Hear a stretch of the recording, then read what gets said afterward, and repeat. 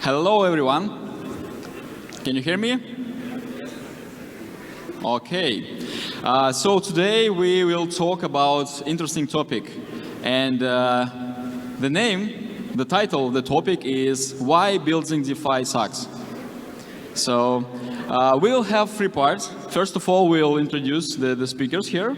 Second, I'll ask some questions, and the last one, anyone can ask the questions from the speakers about this topic, and you can complain about anything, you can raise the gossips, you can ask whatever you want, to be honest. And the more interesting questions you have, or most interesting question, will receive a nice T-shirt, the Lobster DAO T-shirt. I lost my friend Olga. She is wearing this T-shirt. But yeah, this is a T-shirt designed by Klibansky, and this is a lost NFT from the Lobster NFT collection. So just a bit later we will show you. So I'm going to start with the questions. The first question is, please introduce yourself, and who are degens? Hello, testing. Can you guys hear me? Perfect. Yeah, my name is Akil. Work with the EF. Have led UX in this space for quite a few different projects, helping with status nodes, leading some of the design work for the different client teams. So I actually don't have too much context from the DeFi side of things, but bringing context from being in the space for leading UX projects. I think degens are individuals that are quite enamored by the DeFi space. Okay. So people that actually have a good understanding of what's happening in the ecosystem, not myself, but people that go ape with anything that they understand. So would love to kind of hear more interpretations from individuals who are actually involved in the DeFi space as well. Thank you so much. And I'm Peter Jubb, Executive Creative Director at Blockchain Foundry, also co-founder of Last Known, which is an NFT marketplace. So at heart, I'm a UX designer and UI designer and content strategist. So I guess my opinion of degens is like cross between like Wall Street Bets, jokes about your wife's boyfriend, etc. Okay. But someone who's into crypto as well. So hi everyone, my name is Sergey. I'm co-founder of 1inch Network. 1inch Network is it's difficult. It's a set of it's a distributed network of decentralized protocols. It includes aggregation among decentralized exchanges and DeFi itself. We actually invented aggregation in DeFi space before DeFi starts to be DeFi. Back in 2019. Degen is for me someone who knows DeFi, decentralized finance very well, and is looking for profit and like memes. Thank you so much. The question, Sergey, to you: how many of them are real degenerates? How many of them are? How many? The ratio. Yeah. Once again? How many of the degens are real degenerates? I didn't get it, I guess. How many degens? How many of them? Yeah. Are real degens? I guess every degen out there is unique, really unique. Based on what I see in the shitstorms, I get almost every month. Okay, thank you. Next speaker. Hello. Hey, so I'm Modit. I'm leading security at Polygon. I'm a technical partner at Delta Blockchain Fund. I've been doing security, traditional security for 10 years. I got into blockchain like 8 years ago. I've done research, a lot of development, and now just doing security again. That's a brief intro about me. And as for degens, like I'll define degen as anyone who sort of is willing to become a friend with me. That's like my definition. Anyone who wants to call themselves a degen is open to call themselves a degen. I don't add any filters or anything like that to it. If you want to be a degen, you are a degen. Thank you. Next speaker. Howdy. Boring Crypto. I've Solidity Dev. I've created the code behind Bento Box, Kashi, Magic Internet Money from Abracadabra. Degens, I think, are just like kind of like an extreme version of early adopters. So I think it's great to have them in the space. Good opinion. Next speaker. Yeah, hi, I'm Ansgar. I'm a member of the Quill team. We do core development, so actually a little bit removed from the DeFi space naturally, and like the way I like to think about it, also about degens, is basically people who just are the very first adopters, the people who like jump on the ship to, I don't know, settle a new place, to maybe jump on the rocket ship to settle a new planet, right? Maybe the very first people where it's still a little bit crazy, still kind of reckless to take that risk, but also very exciting. And we are actually the people building the ship, and to the extent that maybe some aspects are not great yet, and I think that's what the panel is about, we want to figure out what of that is our fault and how can we build better ships for all the degens to go settle Mars. So that's why I'm here. Nice metaphor. Hey guys. I'll just take that. You can have that. Hey guys, I'm Kristoff. I'm a product manager and a researcher at Nethermind. And I'm also an Ethereum core developer like Ansgar here. If I had to define a degen, I'll just say that there are people who are like chasing high APY, like the early adoption, don't read smart contracts that they invest in, and just in general have a very, very high risk tolerance. Sorry. Yeah, when the APY is too good, you are the APY. Hi everyone, my name is Ignace Serenos. I'm the head of communications at Bybit. The third largest crypto exchange in the world. Maybe the odd one out. I'm not a developer. We are from a centralized exchange, but we are always very interested in the DeFi space.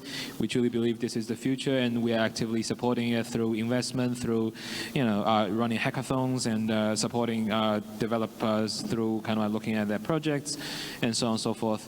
We also have we are the first proponent and ongoing supporter of the world's largest DAO by treasury size, BitDAO. It has more than $2 billion worth of tokens in its treasury. It has already allocated $633 million worth of tokens to various pursuits, including $200 million to develop a zero-knowledge ecosystem. So DeFi space is a passion and a focus of ours.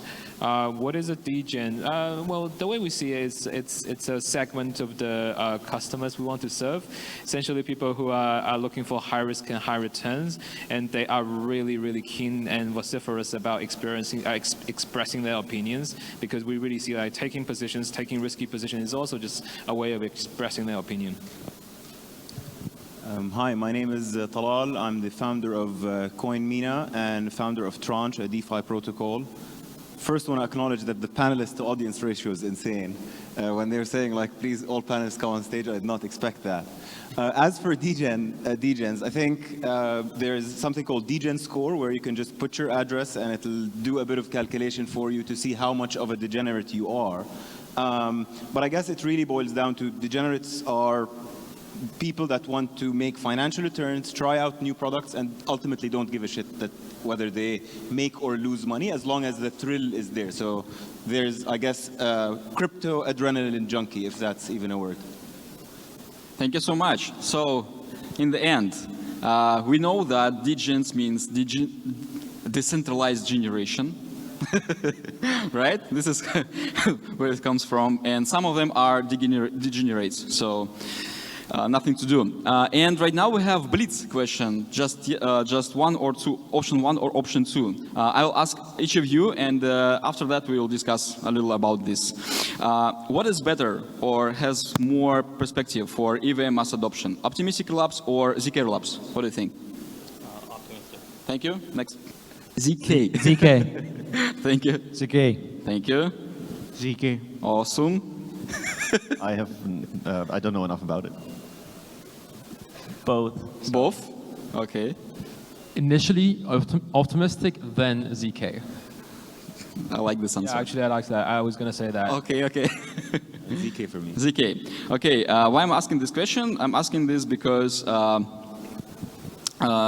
we have to understand the context of the speakers, and we are on the Ethereum conference, and my opinion about this, about optimistic rollups or ZK rollups, is same as guys mentioned. Now we have optimistic, which is onboarding, and then we have ZK rollups.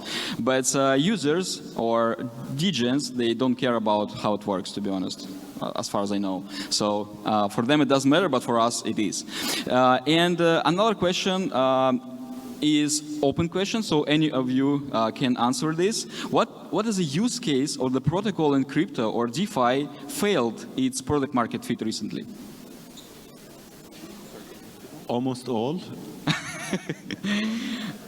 What use case or protocol in crypto DeFi failed its product market fit?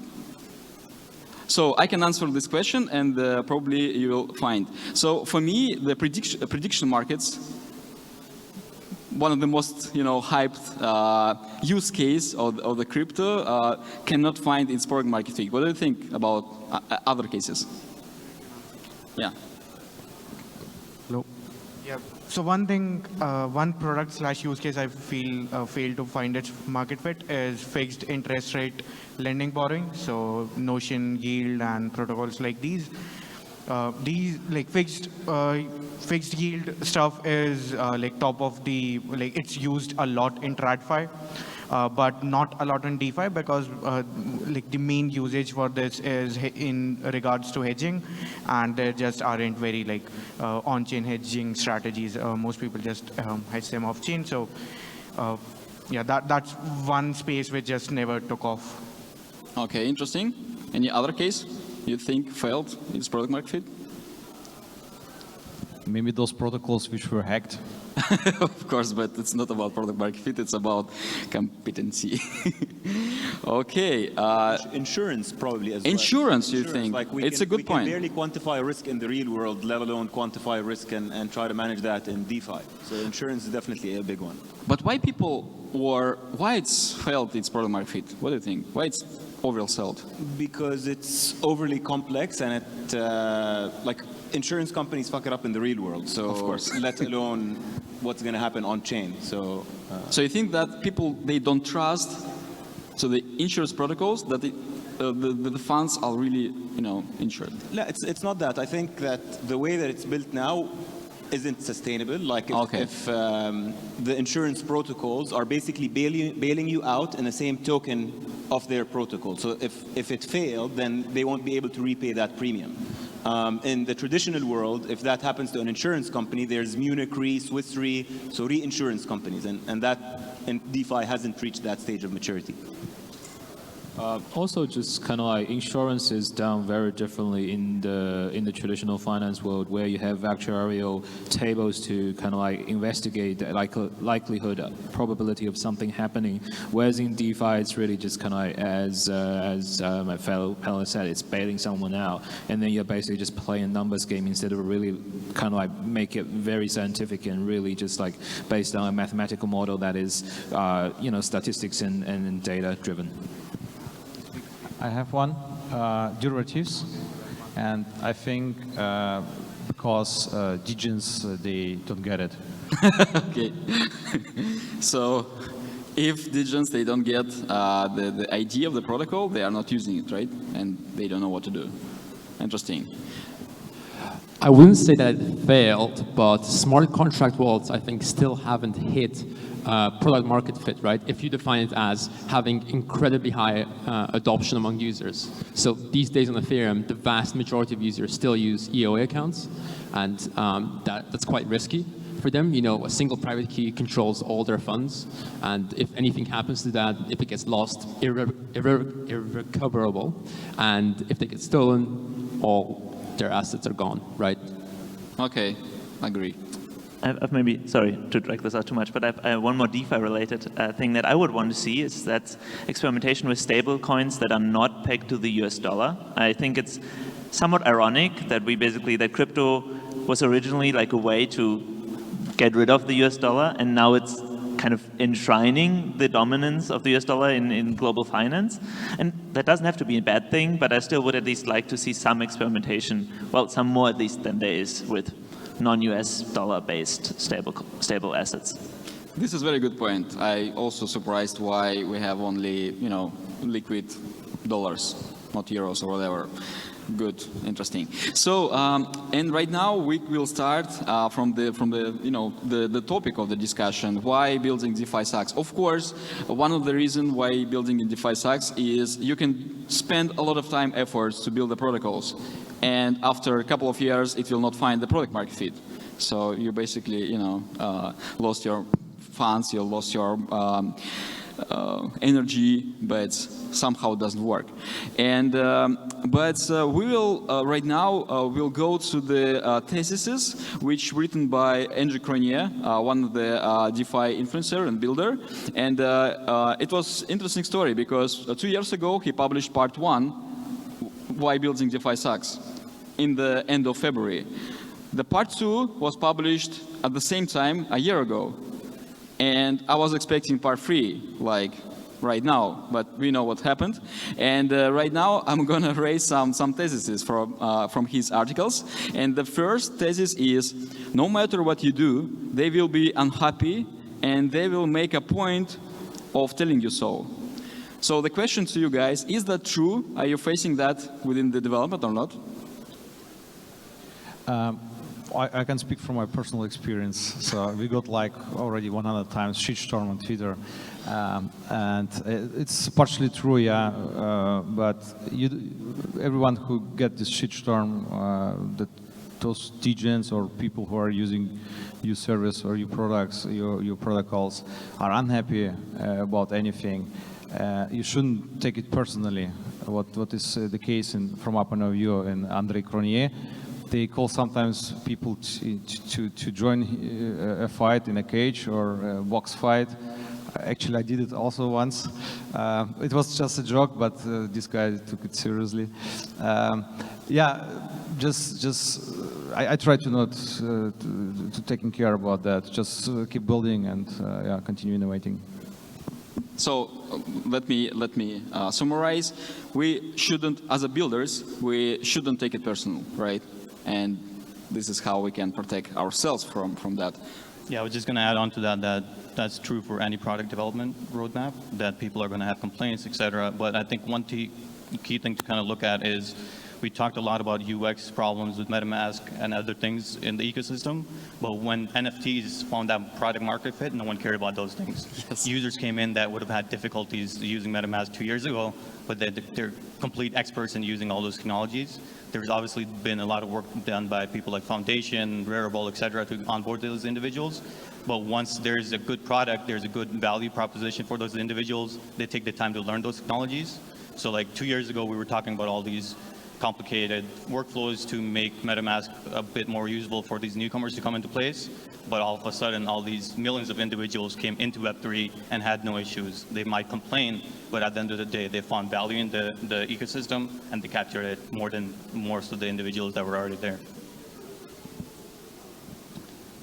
In my world, it's like, why does anything suck? Why does any design or any technology suck? And really, it's fundamentally 3 concentric circles that makes for a good product, and that is technology, it's business, and it's user experience. And this industry is so new that it's driven by the technology, it's driven by the engineers. They're designing things, and it's driven by business.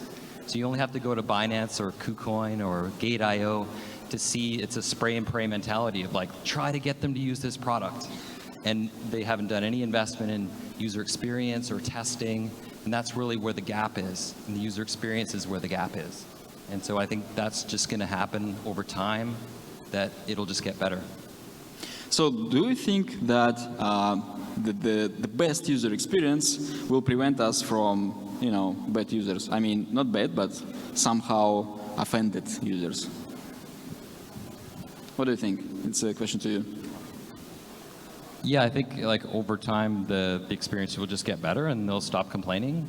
There's plenty of industries that have shown that over time, like whether it's a fitness tracking app or a Facebook, from MySpace to Facebook, it's the social network's always been there. They just been advancing it and making it more confined and more typical. And yeah.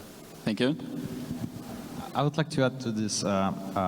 It's actually cool to get feedback from the community.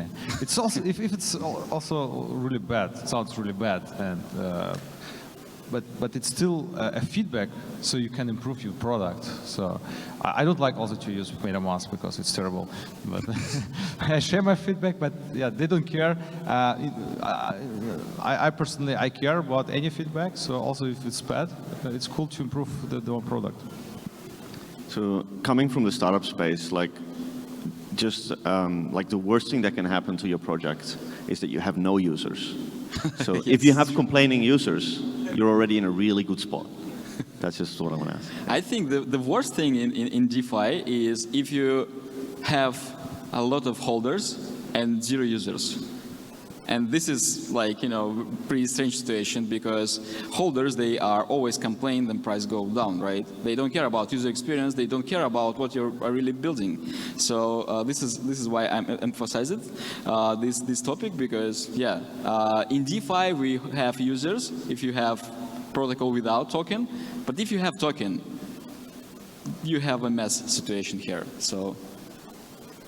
Cool. Let's go to another question about conspiracy theories. Because another point he mentioned was why DeFi degens or users, they are so actively looking for conspiracy theories. Why?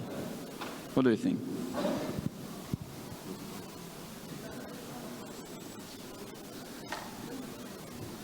So who can answer? I can maybe go.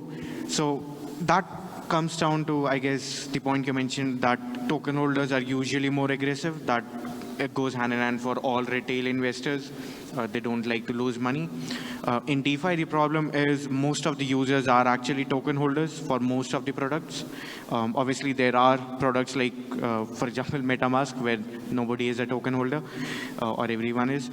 But in most DeFi protocols, most of the users just do liquidity mining and all, and have some of the token exposure, so they have the investments going in. So it's like, if token up, project good, token down, project bad, doesn't matter what the tech is. If you just look at the volatile movements, some tokens have, like even Spell token from Abracadabra, like it has gone, I don't know, 10x and like 90% down without a single change in the protocol itself. So that's all like the token holders playing it. And that's where all of this toxicity comes in when people are losing money. And this is why people feel like most of the users are complaining. At the end of the day, it's not the users that are complaining. I think the complaints from users, the feedback is actually good. The complaints that hurt are from the token holders who just ape in without understanding and then are mad for no reason. Like devs can't do anything about it. Everyone keeps asking devs to do something, but we can't. Devs do something. Just nice. Yeah, so Do something. yeah, exactly. And coming to the final bit, what was the question?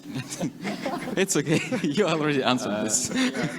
About conspiracy theories, of course. Oh yeah, They have so it. yeah, I want to like build on that actually. I think there's a problem with DeFi inherently, the custom acquisition method they're using. Like when you use kind of APY to entice people to join you, and like lots of times you have those kind of like alternative smart contract platforms, how they kind of initially get those developers to move from Ethereum to build on theirs is because they got those infusion funds from VCs, and they use that to attract developers. But when you have the wrong incentive to attract people in the first place, of course you will have the number, and in time maybe there will be something that kind of like slowly congeal, slowly kind of like start to shape up into something that is more mature. But initially you will always find just like when you use mercenary capital to attract people, then the liquidity you attract is going to be mercenary as well.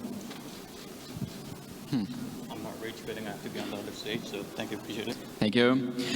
So in the part 2, he said that the real users in DeFi are scarce. So can we count token holders as users or not?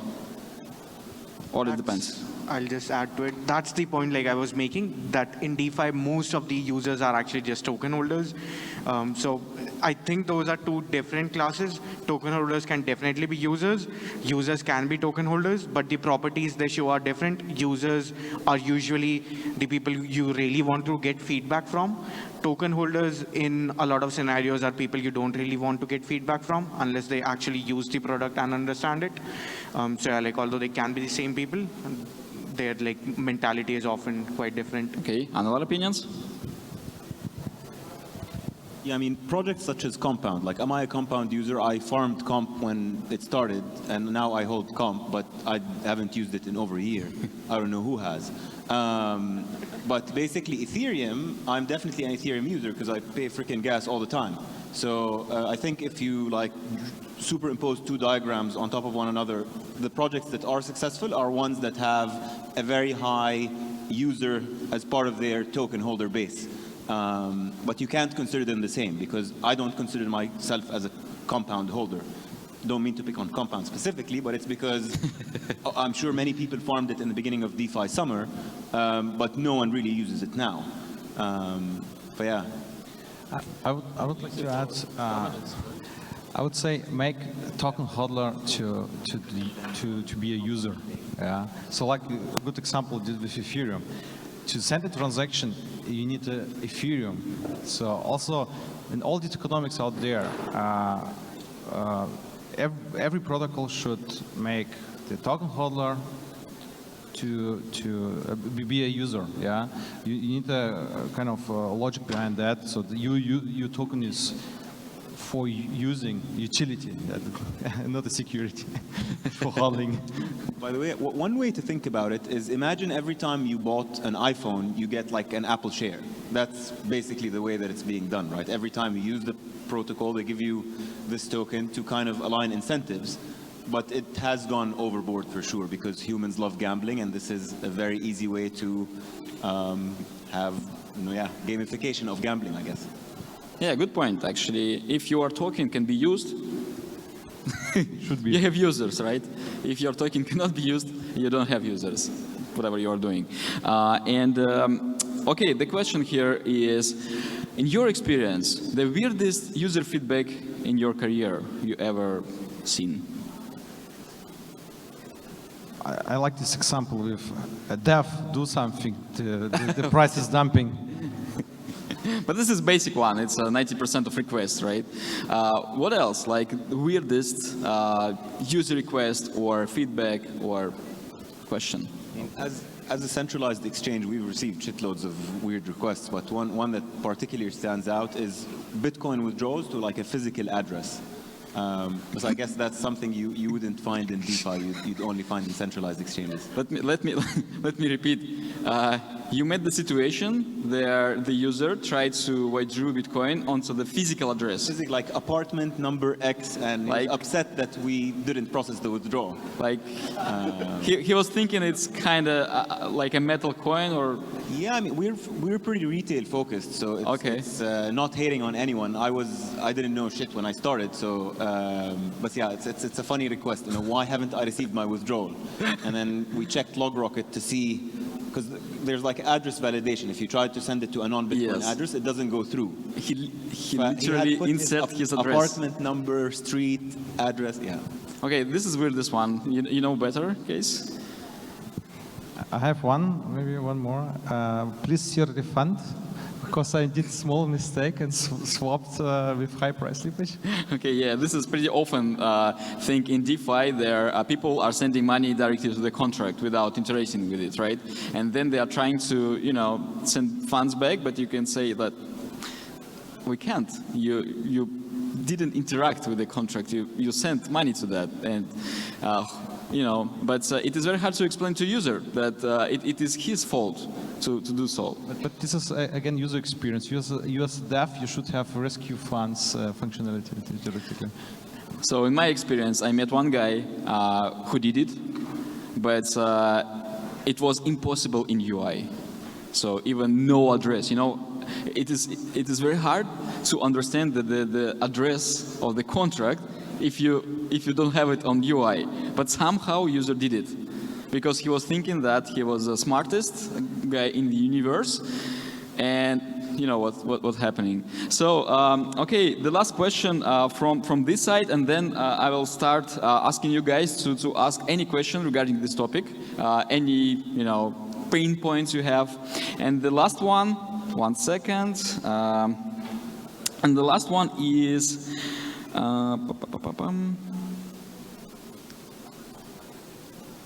So, the thesis is your success belongs to your community. We all know them, right? But your failure is 100% your own. This is thesis from Andrew Cronier. Do you agree? I fully agree. So if you write a code and you have a bug in it, so from my point of view, you're responsible in it, not the user who is using and trusts you potentially because you have already a good reputation. That's why we have seen a lot of hacks in Andrei Cronier projects, and because he didn't care about the security audits, and he said, I built it for myself, but promoted it for everyone, and everyone trusted this person. So it's yours if you have built it.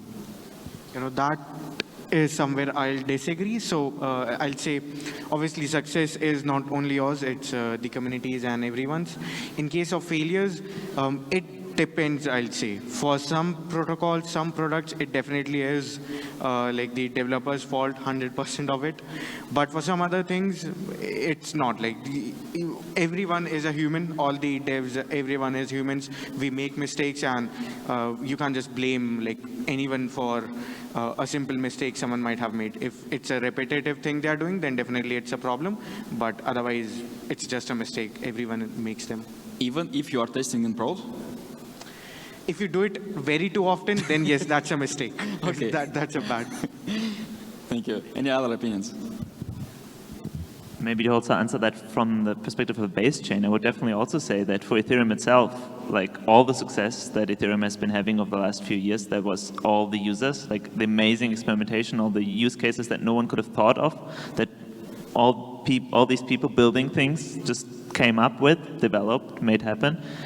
And that's all right, their success. And then possible failure cases, I really think it's just about if the core developers of the chain are not able to keep up with innovating fast enough to keep enabling all these features, right? So that would be our failure. So I think it's a situation where this very much holds true for the base chain as well, and we're trying our best to not make it our failure, but enable all of your success. Okay, next. Luckily, at the base chain, it's very, very, very, very difficult to actually fail. Like EIPs take many, many years to go through the whole process. They get audited by tens, 20, maybe even 100 people, right? Well, how's it a failure if it's audited? It's too slow. Yes, that is a problem, but you're not going to introduce a bug into Ethereum consensus then, right? Any other opinions about the thesis that your success belongs to your community, but the failure is 100% yours? So I actually find that the communities tend to be incredibly forgiving. Like I'm completely amazed how some projects just, it's truly their fault. Like they lose hundreds of millions of dollars for their users. 3 weeks later, they launch V2 and everyone apes back in, right? So. Yeah, I think actually, in general, there might be a quick blowback, but then it turns around and you get the other side as well. So, I like to say, like, it's all about testing, right? And what I like to say is you can always outsmart your users, but you can't outstupid them.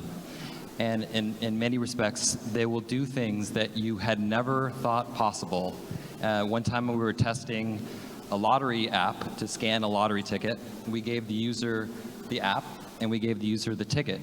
And 4 out of 14 users took the ticket and rubbed it on the face of the phone. And we were just like, well, how is that possible? And that would have equated to like 400,000 people who would have made that mistake. And it was all because we didn't use the right icon. It should have been a camera icon and not a barcode icon. And that would have been our call. Like so many people would have screwed up, and that would have been our fault. And so that goes for just about anything. So test with real users. Test with real users. Are we talking about social experiments? I have also to add, it's not only about tests, it's very important. But also security audits is very important. Yeah. So from my point of view, right now in DeFi, when you publish something, you should audit your code from everyone who is offering this service. I know this is expensive, but it helps. So based on our experience. Thank you so much. So right now we have a time for community questions, for audience questions. Please put your hands up and ask any questions regarding this topic. Yeah, we have one. Please help. Okay. Where are you at? Raise your hand. And stand up. Where are you at? Over here. Hey, what game changer are you expecting to come, or what game changer are you waiting for in DeFi, and when do you think it might come? Please repeat again. What game changer in DeFi are you waiting for, and when do you think it will come? Good question. One. Maybe I can go first. So, to be honest, I feel like most of the primitives that had to be created have already been created. There might be a few that come up over time, but if you think about it, there has not been a really new, big, innovative primitive in a while in DeFi.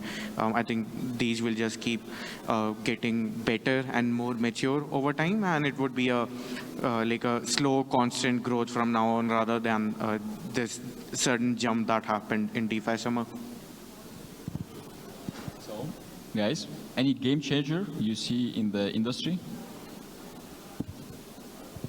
I think just the user experience needs to be so much better. At the moment, most of the people who are using it are, developers themselves or people who kind of like have been farming since even before DeFi summer. Like, you still don't have a very solid, compelling case for mass adoption, and like institutions are looking at it as well, but it's still very difficult for them to even tap into like those that is currently being offered. It's just a very, like, when you look at Web3 design, like we talk about kind of it gives power to the individual and it's decentralized and all that, but like the design, the user experience is just not there for true mass adoption to happen. I have one, fully permissionless money market by 1H. Okay, nice shoe. Any question? May I ask you, may I answer the question about the next game changer? Right now I see some convergence between classical finance and the DeFi. So probably we'll see something on the horizon of synthetic assets, indexes, and the games around the tokenization of like real assets. I just feel this vibe is going on. So this is my answer. Any other questions, guys? Okay, we have one. By the way, on the game changer side, even though I don't really like it, but I think permissioned pools, what Aave is doing, will bring in institutions, and institutions have significantly bigger pockets than we do. So I think that will be a game changer in terms of how important DeFi is on a global scale. Yeah, hello. So what are your opinions on like regulations in DeFi? Like, should it be completely unregulated? Should it be like partially regulated? And what sort of regulation should be there? Regulations in DeFi? That's a tough question, but I'll say like it is and should be regulated. All of finance, like if you think DeFi is, there are no laws around it right now, but it's not like if you earn money on DeFi, you don't have to pay income tax on it. It's all, any financial activity is regulated. That's specifically why institutions haven't adopted DeFi yet, because although it's regulated, the regulations themselves are not clear. So it's a gray area. Over time, as he mentioned, like permission pools, Aave is making them, that would come up. Sushi is actually working on them, some alpha for you. So there would be permissioned AMMs as well and pools as well in the future. And probably all of the DeFi would have some bit of permissioning. It's not like everything would get permission, so Aave wouldn't convert all of their product into a permission product. It would just be an option for that subset of users to use. And that would definitely bring in more volume. And yeah, I think that's what will happen. From our point of view, we have to introduce KYC for DeFi, for those who are ready for this. By the way, I don't think KYC has anything to do with proper regulations. I think it's very important to note that it's a ticking time bomb if an institution have that much personal identifiable information. But I do think that regulations from an investor protection standpoint will come around because governments are gonna want to do that after their citizens get scammed once, twice, 3 times. They're gonna have to do it. Are they gonna do it the right way? I'm not too optimistic, but yeah, I guess we'll see. Following on, with this question, do you not see do you not consider this thing as if DeFi is actually sitting on the crossroad right now? Because if you go along the way of your mass market, then you are hitting the wall of regulation with KYC, with protecting all these small ticket clients and so on and so forth, which in essence kills the whole scaling sort of opportunities. On the other hand, if you go to the regulation with institutional investors and whatnot, then in essence you're not you're stopping with DeFi there as an idea, because they would need escrow accounts, they would need all these centralized and verified service providers that are not really truly DeFi. So is there an issue of how this DeFi actually need to walk? Which road it should be taken? But yeah, institutionals, they have deeper pockets. They're not DeFi, right? Yeah, the good question about institutionals, is it real DeFi or is something else? It's gonna be a DeFi if we will have still the same composability. A good example with our ARCs, our ARC deployed under Fireblocks. So if under Fireblocks also balancer would deploy and also 1inch would deploy, then 1inch can aggregate balancer and also Aave, and we can make happen. For example, you can migrate from A DAI to A ETH with just single click, and this is DeFi. Then maybe Uniswap will join it, and others. Maybe in the future we will not have only Fireblocks doing that. Maybe we need something more global, and maybe a standard for permission DeFi with standard for KYC certificates and standard to verify them on a smart contract level. Sorry. At the same time, I think lots of times everyone says they love decentralization, but we sometimes just forget. Something just says it's decentralized, and then we just think that's a virtue in itself. But decentralization should be a means to an end. It shouldn't just be a terminal virtue. And then so long as you are decentralized, you are good. Lots of times I feel like lots of protocols, they are over-indexing on the decentralized part, but not enough on what purpose or what use case it's actually serving. Yeah, and what I just wanted to point out is that I think it's going to be really interesting to see how basically the relationship between the community and the development teams of the blockchains develops in the future, because as you were saying, basically as the community goes more mainstream, of course also so do the views in the community. And I think, so for example, there was a really interesting article, I think already 2019 or something, that basically Ethereum is effectively unforkable now. That just looked at the role of USDC and basically said that whenever there would be a contentious fork, whichever side of the fork USDC would choose to honor, that would be the only fork that survives, right? Because the other fork would completely cascade, all the DeFi would basically completely collapse and go away. So effectively, we are ready.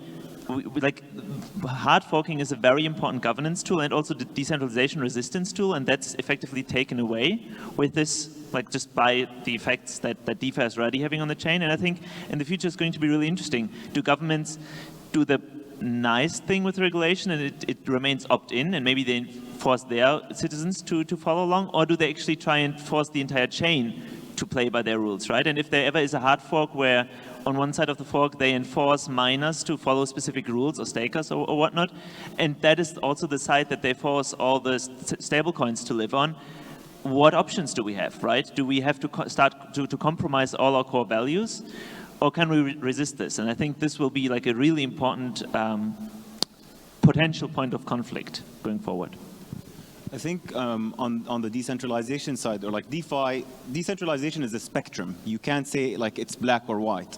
The most centralized is sending a wire from Dubai to New York, where you go through your bank, who goes through a correspondent bank and SWIFT and all that, all these centralized entities. And then on the other side of it, if you're running your own node, managing your own private keys, that's more on the more decentralized side. But there's definitely going to be protocols that take all sides of that spectrum.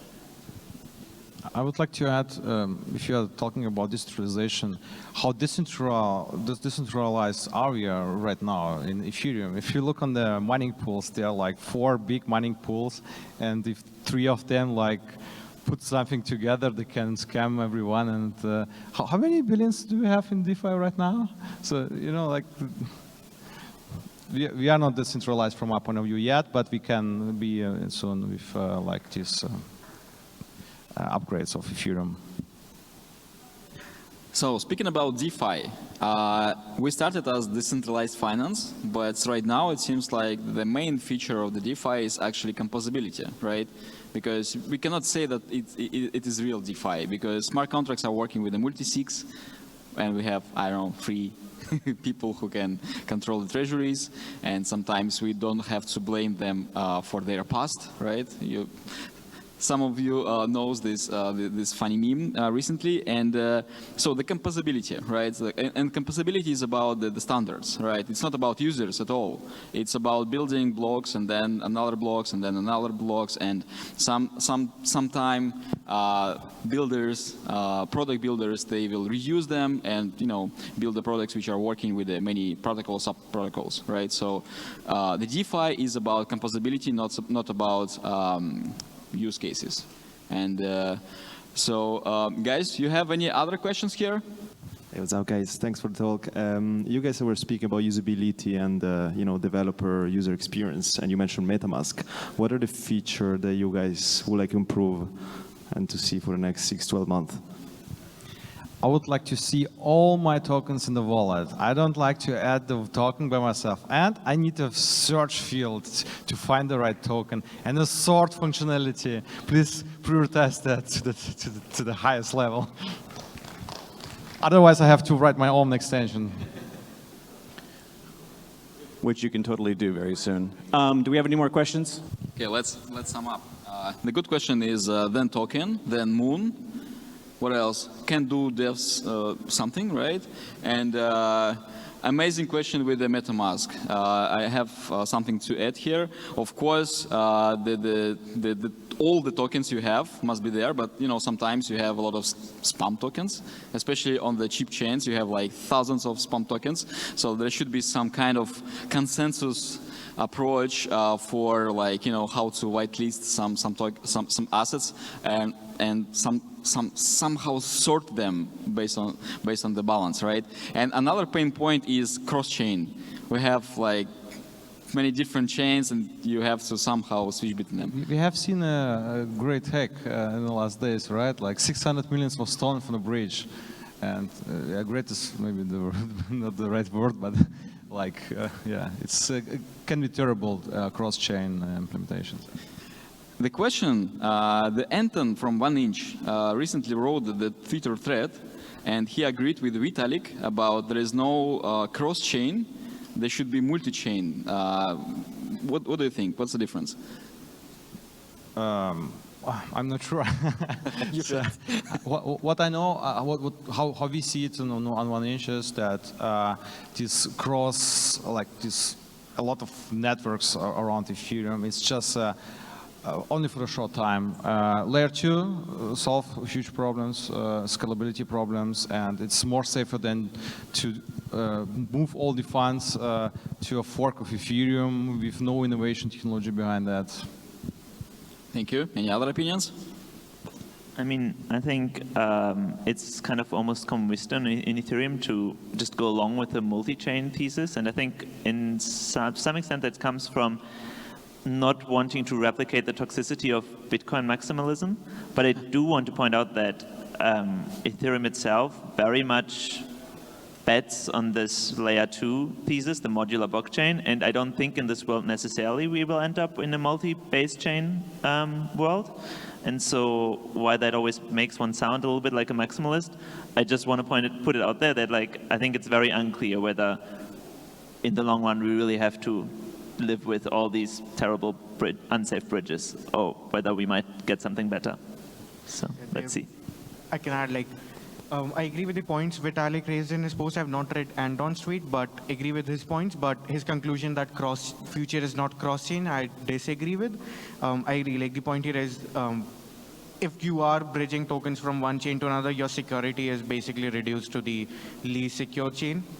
But the thing is, if you're bridging from, let's say, Ethereum to maybe Polygon, both of those chains have acceptable security for you, unless you wouldn't be bridging. So that is one case, and then I think like it's something like cross-chain will happen if there are if there is a multi-chain world. I like to think of these chains as different countries. Let's say, if there are different countries, people want to travel between different countries. You just can't like stop travel between different countries. If there are better opportunities in a different country, people will migrate to that different country. So cross-chain will happen. Doesn't matter if you like it or not. So guys, we have only 1 minute left. We have to decide the best question from today's panel. And my suggestion is the MetaMask question, because it was, you know, the pain point.